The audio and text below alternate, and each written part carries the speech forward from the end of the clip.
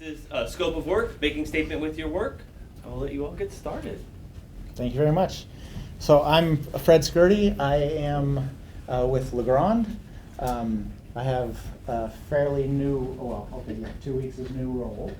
I am the consultant liaison for the West for Legrand for all AV brands. Been with Legrand for 12 years, been in the industry for 30. I was just talking to Arch Cheney out here, who we go back probably a lot of that 30 years. So it's and teaching a class on scope of work. I have Kevin here. You want to introduce yourself? Yeah, I'm Kevin Shornhorst. I'm the Vice President of SLED for AVISPL. I've known Fred for a little while now, but I have been teaching this class with Wade Johnston, who I used to work with at Georgia State University. So I've been teaching this at InfoComm for a few years. So when Fred's like, "Hey, we're doing this, a smaller version," I'm like, "Yeah, sure, I'll come up there. Why? Come give Fred a hand." But I've been in AV for about 26 years. I worked at a university for about 7, Georgia State, and I've been with AVISPL for about 5 years. So I actually want to make this a two-part question. Anybody, if anybody wants to answer, what is a scope of work and why are you in this class? What brought you here? What needs do you? Anyone? I've had the same cookie cutter scope of work for 15 years. Okay. And I keep replacing the nouns and verbs in it, and I feel like there's probably a better way to do that. Oh, we're going to show you one thing that's going to really change things the way you do if you've been using the same scope of work for 15 years. So excited about that. Anybody else? Yes? Yep, self-taught on that and just looking to kind of hone in some of the skills to make it a little bit neater. Yeah, so we're going to go through a lot of stuff that helps you format, helps you stay consistent, improves communication. We're going to have a lot of fun with it. Anybody else? All right, so scope of work is really communicating the intent from the customer to reality in the field, right? It's making sure that nothing is missed, and quite often things get missed, cause change orders and lots of RFIs and a lot of things that really make it difficult and more costly to get the job completed. Let me ask, raise of hands, who here is on the creating scope of work side, and who here is on the receiving scope of work side? Creating? There's a lot of people creating. Receiving? All right, so this is designed for the creating part, but you guys that are receiving, I want to make sure that you understand that this is the kind of stuff you want in a scope of work when you receive it. Make sense? Okay, so we're going to have to hit both sides of that for you. Having a good statement of work and scope of work is so important, not just for, well, I hired an integration partner and it's their responsibility, right? Everyone has a hand in making a good scope of work because at the end of the day, you guys are dealing with shrinking budgets. You're dealing with timelines that are condensed, whether it be spring break, Christmas break, or summer, and there is no additional time. Classes are going to fire up August, 15th, whatever it is for you guys. So being an active member of the process throughout this is so critical. So there's no, this isn't my job. As AV people, you guys have to deal consistently with general contractors, AV engineers. Now you're dealing with cybersecurity, manufacturing partners on delivery timelines. Like, you are the key and the bridge to all these things. So you understanding the language of all these different factors is going to make your projects faster, cheaper, and at the end of the day, less stressful because, you know, everybody has more time and more budget, right? No, it's the exact opposite. So doing these things and being the bridge is going to make your lives a lot easier. So this is what AI has to say about what a scope of work is. A formal document used in project management that outlines specific tasks, deliverables, requirements of the project. It's essentially a contract that ensures both the client and the vendor, service provider, whoever's doing the installing, and sometimes it's in-house. You're building a scope of work for your own crew, to get things done. So this is important to make sure that there's a lot of communication going on. Everything is spelled out ahead of time. A scope of work, let's anchor that a little bit and go from the intent to reality. We want signal flow, control intent, mounting structural information in the scope of work, power. Networking is ever more critical these days, and we'll talk quite a bit about that. Yeah. And I'm glad I have somebody here that knows a little bit more about networking than I do. So scope of work is a crucial tool in preventing misunderstandings and ensuring the best project flow possible. Does any project ever go as planned? Ever? Absolutely not. But if you have a good scope of work, we're deciding on, agreeing on what's going into that room, how it's going to be used, what done looks like, which is sometimes a little iffy, how you actually define being done. So we want the scope of work to be able to do that, especially with networking and communicating now with the networking team and making sure that we have the access that we need and the things that we need to make sure AV over IP works, correct? And just be very careful when you see salespeople are great. Like, okay, how many in the room came when they were doing college or decided to go into the workforce, said, you know what, I'm going to work in AV? Who was like, I'm actively going to work in AV? No one. One. Okay, that's great. I love it. One person. But at the end of the day, we all fall into AV, and we kind of get voluntold to fall in these things. So when you're dealing with your salespeople, like, you guys hold the institutional knowledge. Salespeople are great, but they don't know. Like, some of them come from elevators. Some of them come from all kinds of manufacturing partners, like different polos for a different infocom, right? Be very cautious if you ever see, we will provide a turnkey solution. Red flag. Like, absolute red flag. And just call that out. Like, hey, like, define for me, salesperson who just wants a PO, what does that mean? Like, what are you going to provide me?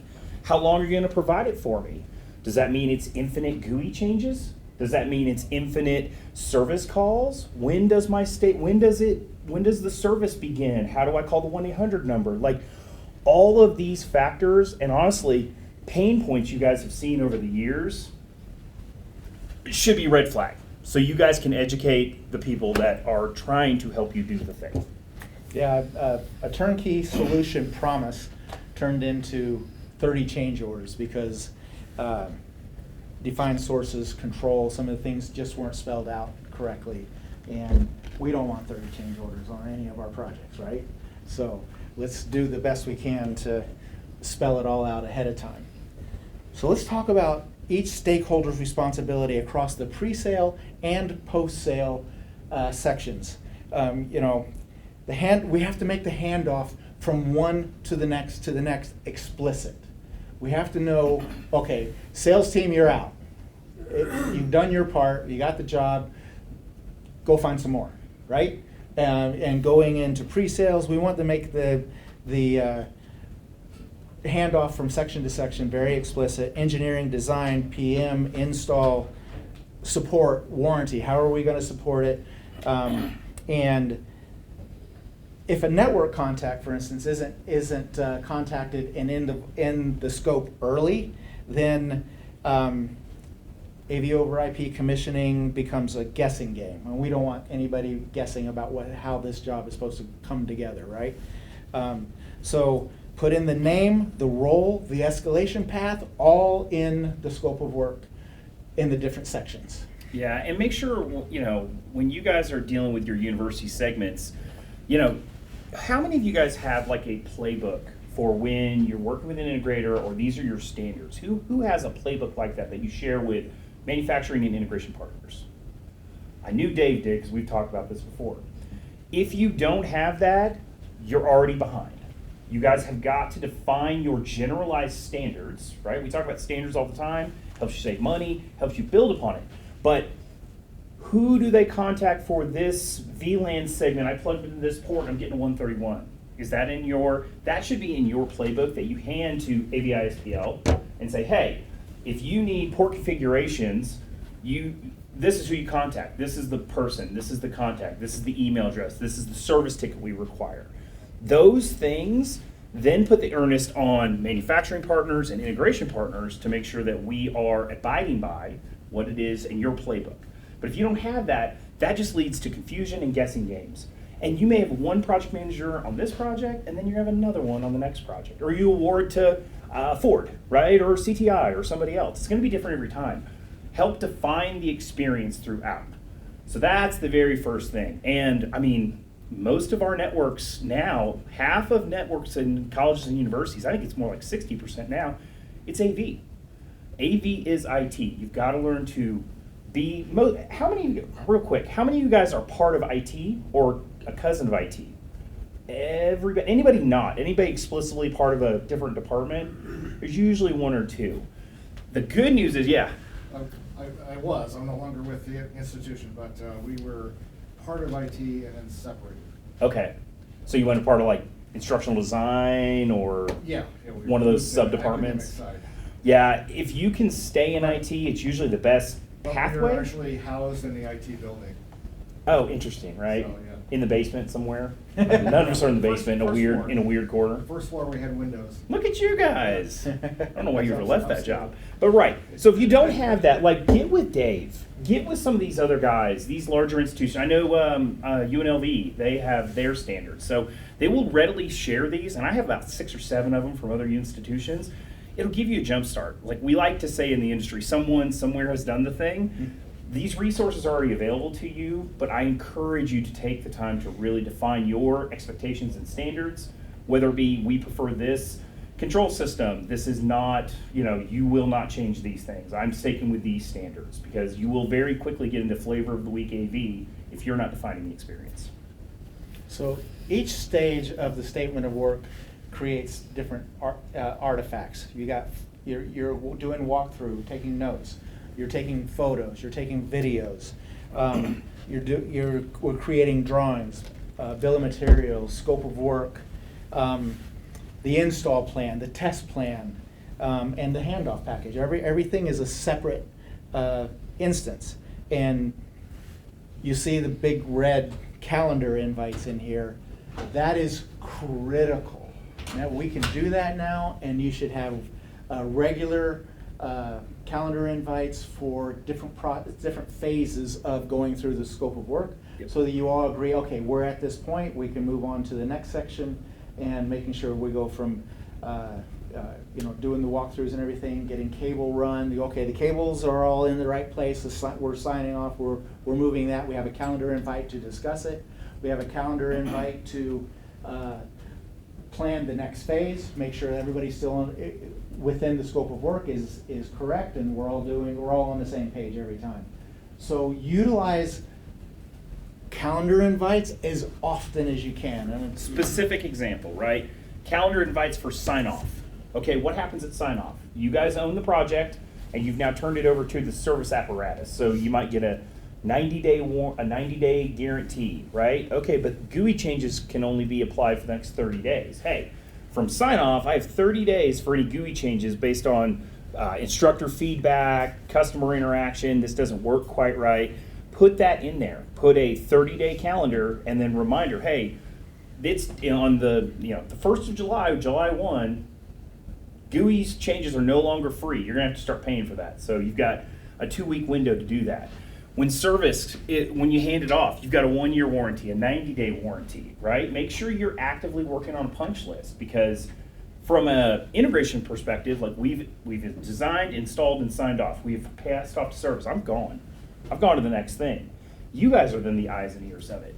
But you get busy. You got 20 things going on. You're running a stadium. You're building new things. Football's coming online. You got to do the signage thing next. Use these calendar invites and put everybody on your team on it. Right? You might be out. You might be out sick. Something happens. Somebody Including moves the on. customer. Including the customer. Most importantly, the customer. Yep. So use these things. These are free tools. Use the tools that are already at your disposal to maximize your ability to not have to remember everything, because you simply can't.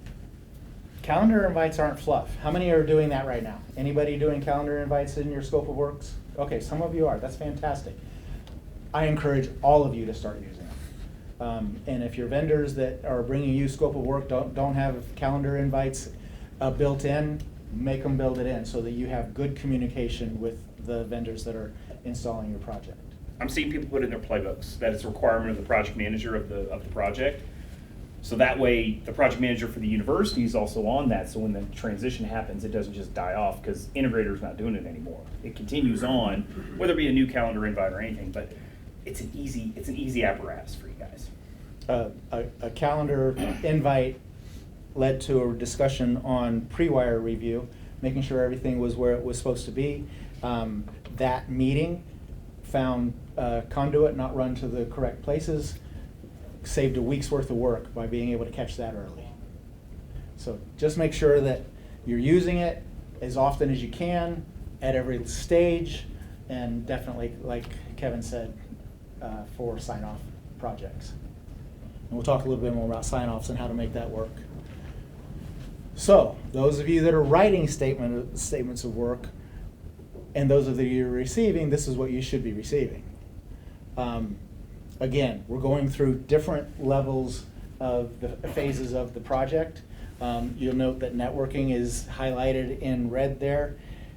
Man, we got to be involved with the networking contact. They should be on the calendar invites. They should know when you're ready to start connecting to the network and what they need to provide in order for you to be able to do that.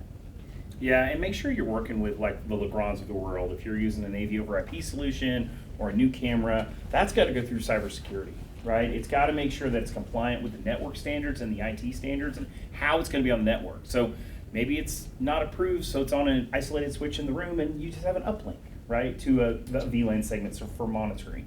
Maybe it's standalone, right?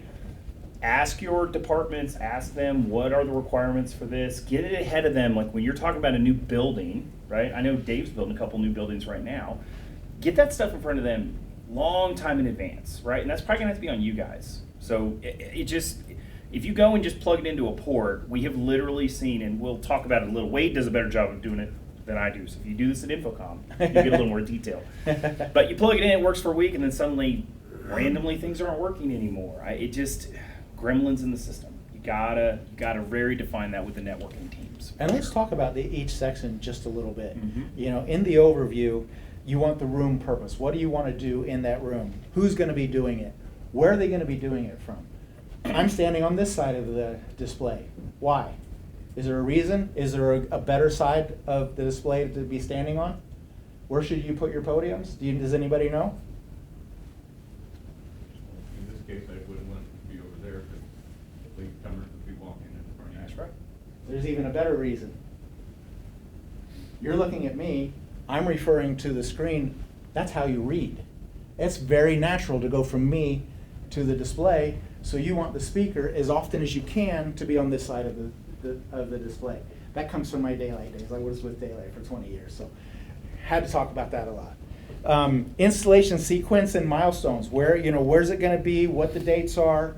Include cable schedule, elevations, early. Make sure all that is understood and customer understands what they need to do. Programming, define functionality, the UI expectations, presets, naming, acceptance tests. How are we testing, and what does those tests look like to be able to get a sign off? And not only that, right? It's who is responsible. It's not just what is responsible, but who's the person that's quarterbacking the whole thing. The project manager of the university and the project manager of the project itself. Those are the two quarterbacks. But who, when you talk about the overview, right? It's going to be maybe a design engineer or a goofball like myself who kind of plays in engineering. I don't get to do fun things anymore. I get to talk about things now. To the guy installing it, like, okay, and who's programming it? Okay, well, AVI can program it, but I know they program it, but they're giving me their GUI, or am I creating a new standard, or am I just making it from scratch, right? All the little things of how you build a program. You're using my standard, this gets you 80% of the way. Georgia State University will provide that to you by this date, and then we will program on site, and AVI SPL will commission, right? All those little steps, because I'm going to think you've got it, and you're going to think I've got it. But if it's not defined, like, well, it wasn't in the scope, it just said that we would verify the program you gave us. That falls into that same category of we will have a turnkey solution for you. Turnkey solution means a different thing to everybody, so make sure you're being very clear, because your project managers, even in IT, they do not understand AV.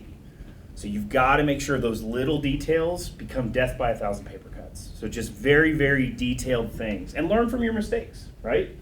Learn from your partners that already have a scope of work, and you can modify that scope of work to become your new scope of work and playbook.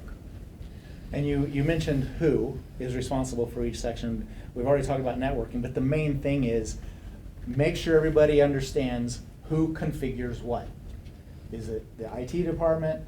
Are we configuring it as a vendor? Make sure that's all in that scope of work. And then customer responsibilities. Oh my gosh, that gets left out so often.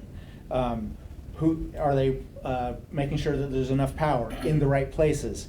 Pathways, what's the wall structure? Making sure that we understand that we need this for that heavy display is critically important to make sure that the customer knows what their responsibility is and when that is due, so that the project can flow smoothly. Yeah, you guys just don't have time for those kinds of errors, right? You got to make sure that, hey, did my facilities group actually put the backer board up? Did they put the power at the right location? Did they put the conduit in? Am I allowed to penetrate this wall? Well, this wall is concrete, so everything's got to be surface mounted. Was that accounted for? Because you'll say, I'm doing 20 rooms, they're all the same. Well, I'll walk into this room and it's surface mounted. I don't have that stuff because I wasn't told it was a surface mounted concrete wall. But the next room's standard drywall, right? I didn't know that there was drop ceiling in this room. That's easy. But if it's open grid, we're seeing a lot more open grid architecture, right, these days. Cloud ceilings. Didn't know it was 150 feet up. How am I going to get a cherry picker in there? I didn't account for that from a cost perspective. Hey, I need to do a change order now. Or hey, the bigger thing, I can't do it right now because I have to arrange for all those things. Like, the details matter. And we'll talk about it a little bit, but like how you prepare and the kinds of tools that we have. And we all have one of these. Videos of the entire space, laser levels. That's about the biggest two things you and integration partners and everybody can have in their repertoire to make it easier. Because your design engineer is designing based on the information you give them. If it's poo in, it's poo out, right? If it's filet mignon in, it's still going to be a great filet, right? So you just said it more fun than I was going to. It's little things. Use all the technology tools around you. Be very detailed in how you're documenting all the things, so that way it makes it easier. Like, oh my gosh, like, which room is that again? Mm-hmm. You have it on your phone. And the last two things are, does the IT department know when their network needs to be ready for us to install? So make sure that is clear, put it on calendar invites, make sure that they are included and know when it has to be done. Networking's due in 2 weeks. I will take a picture of the network ports as they were when I walked the space, and I will put it in the calendar invite. Hey, this is the room. I would have the room number. That's how I would do it. I would do the room number, then I would take pictures of the network configuration as it sits right now, and then I would put that in the invite. Oh, yeah, we upgraded those. I require you to tell me if you configured them. And which port I plug into which thing. Got 6 ports, which one? Mount San Antonio Community College in California. Everything's color coordinated from the rack room to the room itself. It's beautiful. Audio's blue. Control is green. Like, it's crazy, and it just makes sense. It's intuitive. We've got to make it intuitive for ourselves, guys. How many times have you gotten to a certain phase in the project and the room isn't available? I see nodding heads. Room access, building access, needs to be in a calendar invite. I need to get into this room on this day, put it in the calendar right, invite everybody so that they know I'm coming in, be ready. That way we don't have a problem with them. I got my 2 teams of techs on site and the room isn't available today. We want to avoid that as well. What about drawings? Is this okay to have a handwritten drawing? It's better than nothing. Yeah. That's exactly where we were going. Great job. I really need to start throwing You have some of this. you have to throw some of this swag out stuff for that. That's a good one. Is that on paper or is it on a whiteboard? Hey, it doesn't matter if you get a picture of it, right? Yes. And then store it up. In our case, it's always on a whiteboard. Take a picture of it, yeah. Yeah, take a picture of it. For sure. encourage even simple drawings. Drawings help people understand what's happening. You can make it a little more detailed with CAD and whatever drawing tools you're using. Visio, But anything is helpful. D-tools. So just a quick gazintas and gazautas helps people understand what the heck is going on. A rough sketch beats a vague paragraph every time. So do whatever it takes to get something drawn out so people understand what's happening. And I can't emphasize enough, the more you do these things, the more value in, you're gonna save money. Because I cannot tell you how many times that, so Jimmy Singleton and I speak for AVISPL to both customers and to our own teams, and they're, why are you adding all these hours? Well, one time, one place, we didn't have all this and it cost us 3 days. And then this happened, and then this happened, and this happened. And then you get kind of this bloated thing, and you're like, why does it cost this much? Because we don't have all the detail needed to truly say, no, you're not doing that. Like, it's just this, and here's all the information. Here's their playbook, here's every room, here's the 360 scan of the room, here's what it currently has, here's how they're gonna teach in the room. Like, that all matters, and it saves you time, and it lets me fight on your behalf to get your price down. Yeah, we had a hand-drawn elevation with RU counts prevented a surprise rack in a lectern that the number of RUs just wouldn't fit in that lectern. And by the way, what's the difference between a lectern and a podium? You stand on a podium. Correct. And you stand behind a lectern. Yeah, behind a lectern. Yes, good. That's actually excellent. I'm just going to pass it around and let you guys pick what you want. That was an excellent answer. There you go. But these tools are here, right? This is something Wade talks about in his, like, these tools are free to you guys, right? Use the tools that the industry provides you for free. So this is Legrand's, I can't remember what it's called, but this is a thing you can use and utilize for free. It's got little widgets and wadgets that let you define what the experience is going to look like. So you don't have to have a big D-Tools license or a Visio subscription. You can use free tools to help tell the story better for you guys. And on our website, there's a tab at the top called Tools, and man, there's all kinds of helpful tools that will help you get your job done faster if you go into that and start seeing what tools are available to you for free. Any questions so far? Concerns, comments? Gotchas. Anything that, gotchas and what you did about it. Share with the rest of the group so that they may have heard it and you have a unique answer to what happened.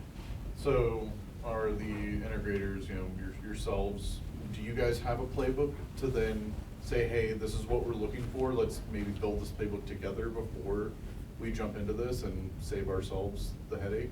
So it depends on the engagement level. And this is why I cannot stand an RFP, because I can't talk to you. I can't talk to you. If I talk to you outside the parameters of the RFP process, even if I know, okay, their standard is this, but it was spec'd as this, like, I have to do it to the spec. And I can't talk to you until initial award, verbal award. So that's one reason where cooperative contracting can be very nice for you, because it can be collaborative throughout the process. It's not a one-way street. It's a one-way street with RFPs. Is it a collaborative process? It depends on the customer. It depends on the relationship, and we talk about that all the time in higher ed. Like, it's all about the relationship. So I would say that is the absolute best way to do it. If you guys have a playbook, and then we have things that there's a 20-page AVISPL document that says what we do and don't do. I can dumb it down into 10 bullet points, but you get those from any of your integration partners. Put it into AI. It's like, hey, what are the call outs here that they're saying they're not going to do, or they are going to do for us? Another free tool that you can use. But yeah, I would say that's the best way, is if you can collaborate on what that process is going to be. But you really should have that playbook before you engage on a big project. Yeah, Dave. One of the things that saved us so much time and pain is an AV responsibility matrix. Yeah. Especially if it's a capital project where you have multiple subcontractors. Just have a list of, like, it does it attach to the structure? That's GC. Does it attach to a mount? That's us. Mm-hmm. Does the cabling go back to the IDF? That's the electrical contractor. Does the cabling exist in the room? That's us. and, you know, make it way more exhaustive than you think you need it to be. Because then you can just give that to people from that point on, so they know exactly what they need to do and what you need to do. Saves so much time. Yeah, and it saves the silly questions too. Hey Dave, what about this? Hey, did you read? It's in the standards document. I'm going to resend it to you, right? Read a document. You know, like, hey, here's the document. Read the document. It's in the standards document because I wrote it, right? So yeah, I would just say, absolutely, over communicate. And I would say this, right, for both sides, and I tell my people this too. Bad news is good news, right? Bad news lets me go, hey, we ran into this. We're doing your stadium and we're using cable 123 and it's really cable 125. It will not transmit the right thing, right signal you're trying to do there, right? Bad news is good news. Get ahead of the things and communicate, hey, we've identified this problem. I don't have a solution, but I'm engaging this team.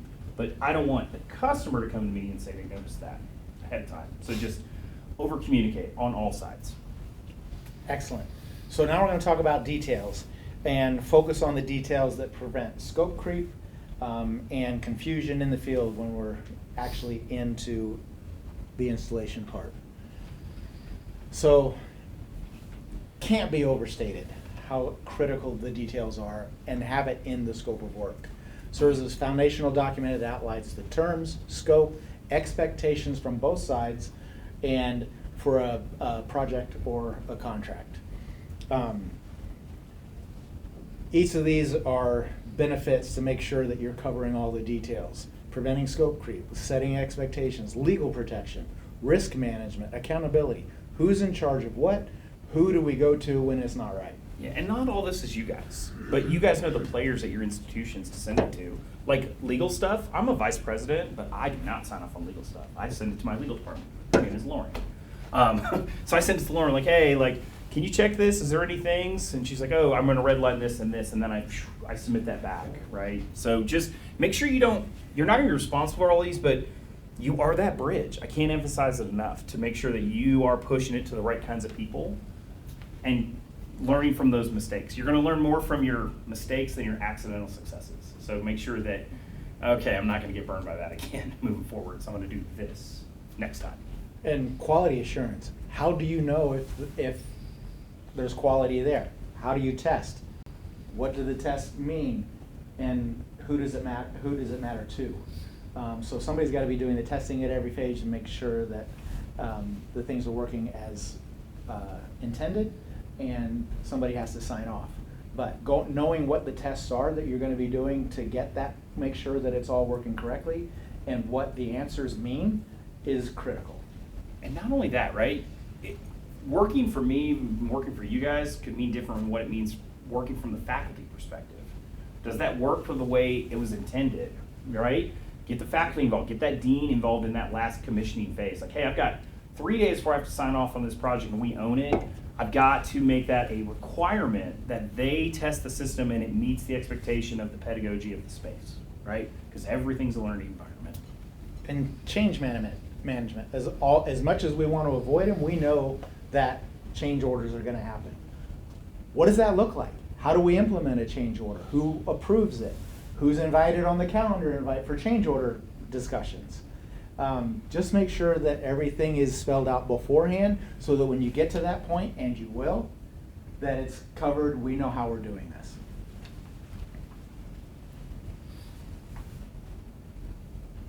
Walkthroughs. Somebody tell me how you handle a walkthrough when you're on a project for a new site, or a new project, on site for a new project. Better question. How many of you have your own install teams internally?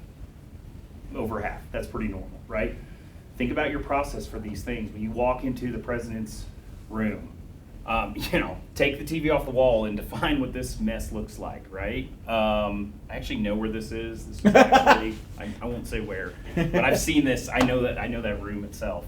But having the photos so you can understand, oh, I can surface mount, that's kind of messy. Maybe I need to put a small rack in, or maybe I need to put an extension mount. Oh, there's a pack box in the wall, right? I can actually put a little bit there and hide it, but how do I service that computer? Like, am I going to bury it and not be able to service it, right? Learn those lessons from those tier 1 support people.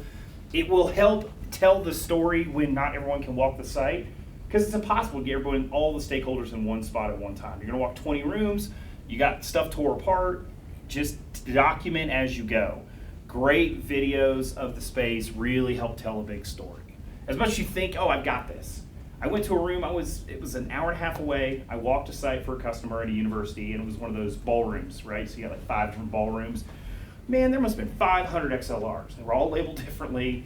And I literally I would do the whole room, make a bunch of notes, and then I just recorded and went around. And I was shocked at how many things I didn't catch. And I've been doing this for 25 years. And I was, wait, how far, wait, oh, that's 14. Okay, like, it just, you're not gonna catch it all, but the video will help. So just make sure that helps improve communication. And then where are you saving that? Make sure you save it and never, ever, ever assume. Because when you assume, you're gonna cost yourself time, money, and resources, and we don't have any of that. Yeah, we have a little bit of protocol on folder structure and everything where you're saving stuff, so we'll get to that. And goes without saying, but you want to make sure you're capturing room dimensions, display locations, ceiling type. What are we dealing with? He mentioned 150-foot open ceiling before. Like, how the heck you get into that? Wall structure we've talked about. Conduit pass, existing gear. What are we using that's already there, and what are we providing from the vendor? Power locations, super critical. Rack distance, acoustic issues with noise, and what can we do to abate air handling or whatever it is you got to do. Just make sure that that's all part of the walkthrough. And document constraints. He talked about a concrete wall. What about historical walls? You've got some historical buildings here on this campus. And I'm sure a lot of you do on your own campuses that you can't even get into the walls. So that has to go into walkthrough notes and with pictures. Asbestos restriction. Do you still have buildings and rooms with asbestos? How do we handle that? Is it in the scope of work? So we're going to figure it out around having to deal with the asbestos.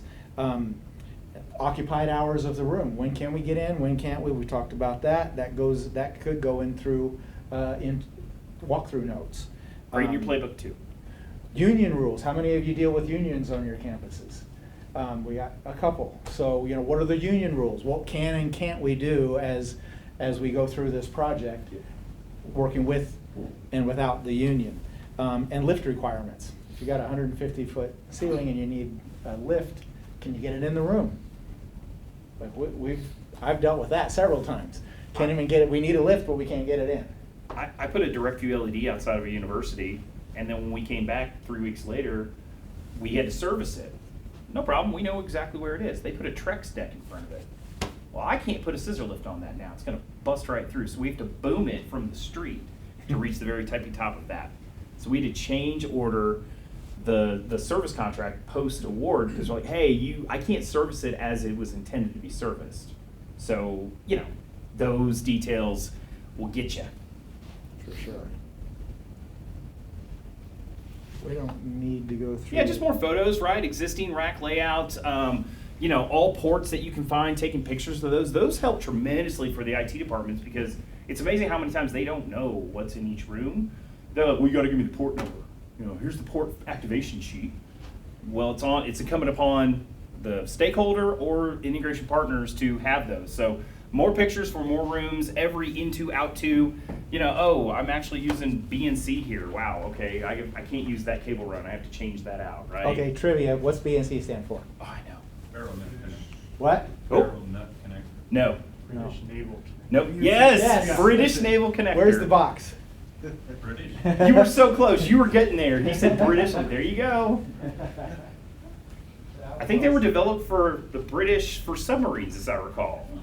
Naval ships. Yeah, naval ships, so that way the connectors yeah. would not come loose. Yeah. Which is why we raged against HDMI back in the day, because we're like, it's not a pro connector. It doesn't click in. Right, exactly. Okay, that was fun.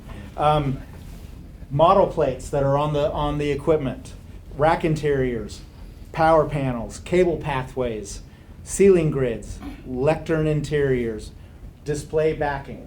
Take pictures of literally everything you can. Conduit, huge thing.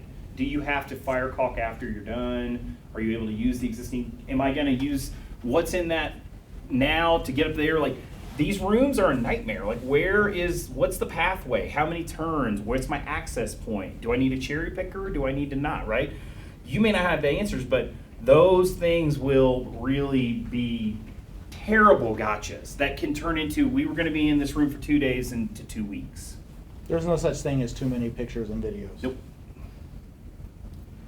What about programming? How many of you guys program? How many of you guys supply and have integrators do a little bit here and there? Yeah, a little bit here and there, right? Sometimes you have to rely on a partner, so make sure you guys are controlling your code sets, make sure you're controlling those standards, make sure you're over communicating, like Dave was saying, like it goes to this point and that's you, and it goes to this point and it's me. Yes? Get the uncompiled project. 100%. Do not accept compiled code. That should be your biggest red flag. Make sure and then where are you storing it? I can't tell you how many times we gave it to you 3 years ago. I don't know where it is. Have a database, and we're going to talk about that later. It's towards the end. But file allocation of what you did in the project, when you did it.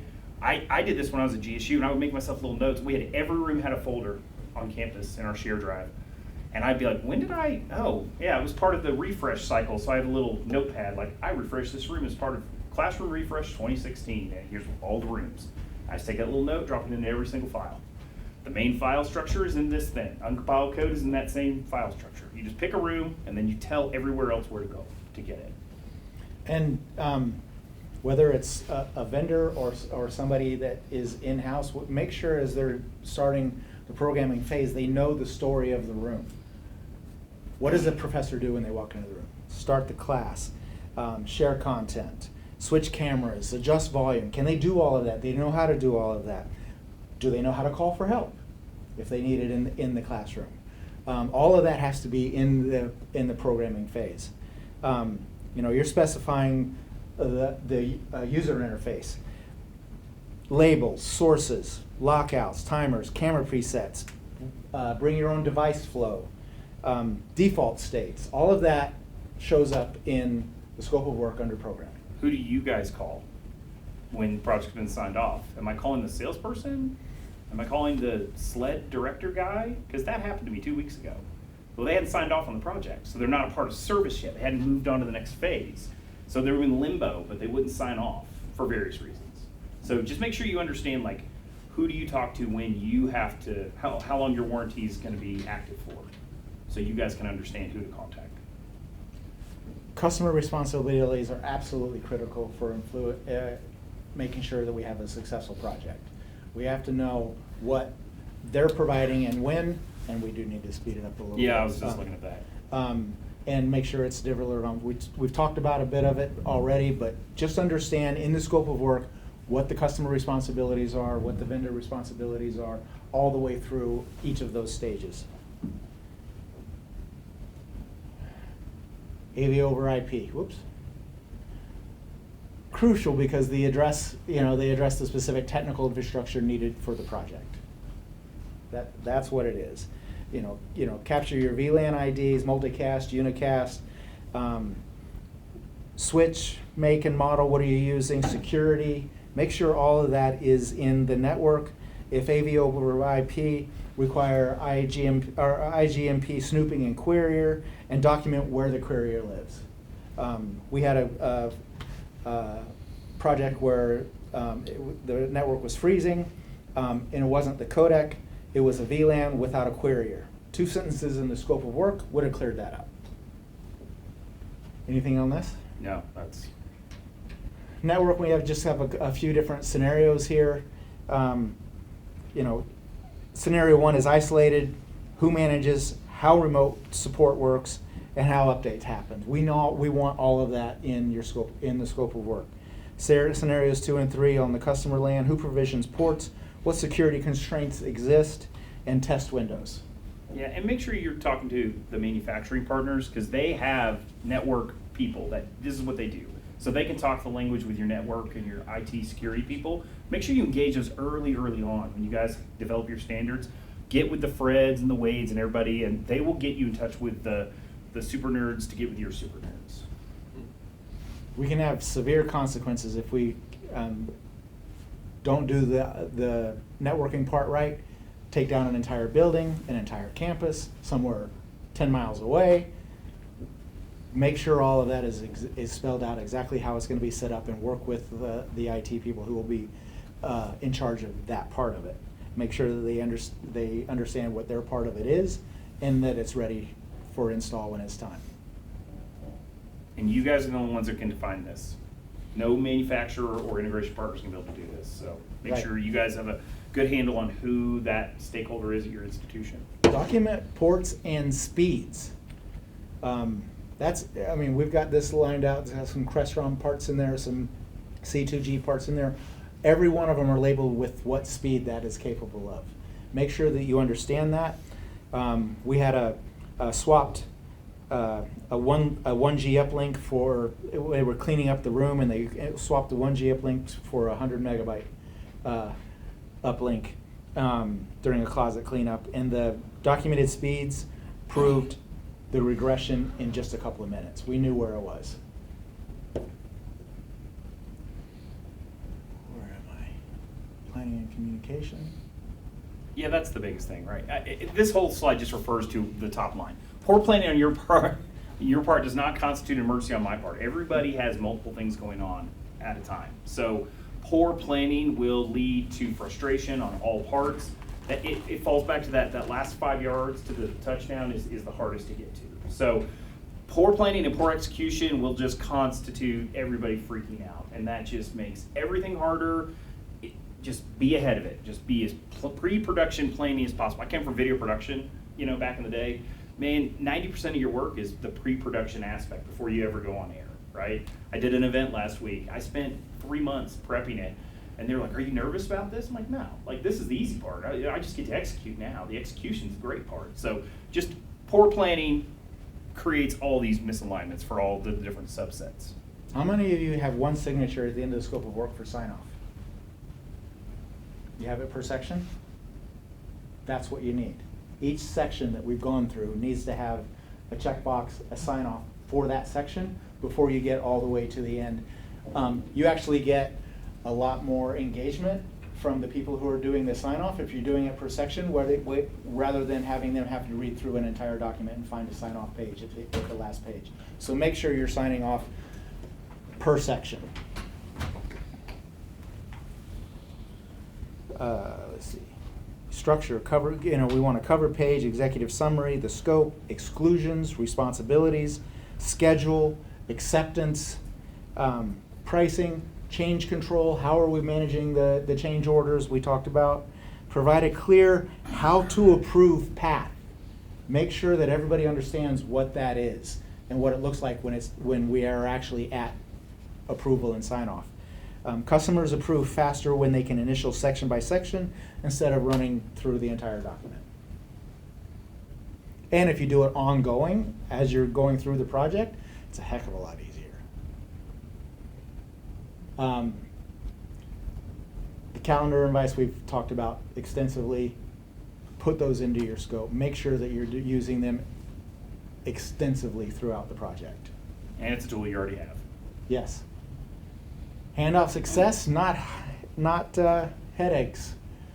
We really want to make sure that the key deliverables to the customer are spelled out in the scope of work. I won't go through them all. These are common, unless you have any questions. On compiled code, make sure you own everything for your different integration partners. If you get assistance with programming, things of that nature, those are the big, what do you do in day two kind of things. Again, make sure testing and acceptance is understood by everybody, how that's going to work, what it's going to look like at the end, so that everybody knows that we actually have opportunity to sign off because all of those parameters have been met. This is the biggest one. I want to make sure you guys, how you're documenting, and you have the DocuSign, who signed off on it, you're putting in this file structure. This is actually a file structure that Wade and I developed at Georgia State, and it's still used all over for lots of our customers. Photos, and then when you get to the photos, it's photos pre, photos post.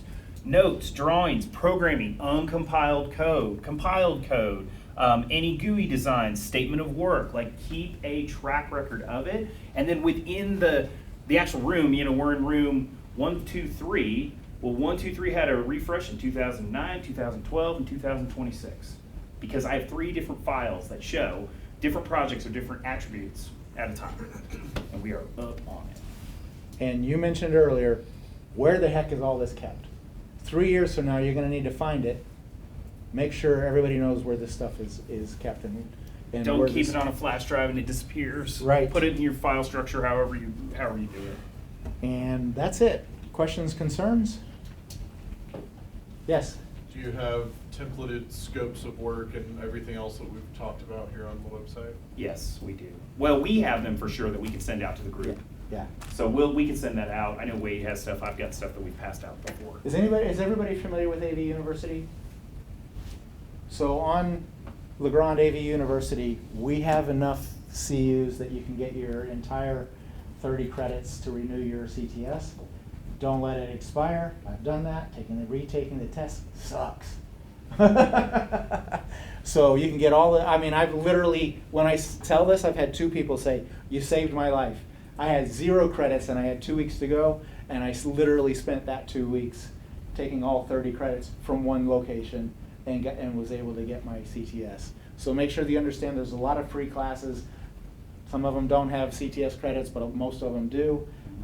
And if there's anything you need to learn about, take a look there first. Yeah, and remember this, no matter where you guys are in your journey, whether you're writing scopes of work or dealing with the consequences of bad scopes of work, you're all on a different journey, and the resources within this room itself, all of it has been done before. Reach out to your colleagues, NWMed, ETC, HETMA, all of them. Everybody has done this, and they're very good about sharing. So you don't have to recreate the wheel. It will give you a good start, and they'll give you a lot of great resources and feedback on what you're doing and what you're not doing. So just start your journey. Start doing it better, and saving yourself a little time every single time. Did you pick up anything new today? Yes, I see. Yeah. Okay, good. That's our goal. Yeah. If you guys want to talk to us afterward, I can give you guys my card or information. I'm on LinkedIn. Jeff and the team here too are also available. Fred, just let us know. We can help. Come on up. There's a whole bucket of swag here I want to get rid of. I don't want to take it home. Thank you, guys. Really appreciate you attending.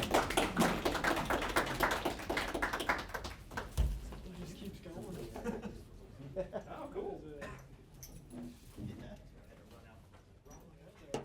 Dog leash. Thanks, man. I appreciate it. It's a gift for you. Oh, thank you very much. Appreciate it.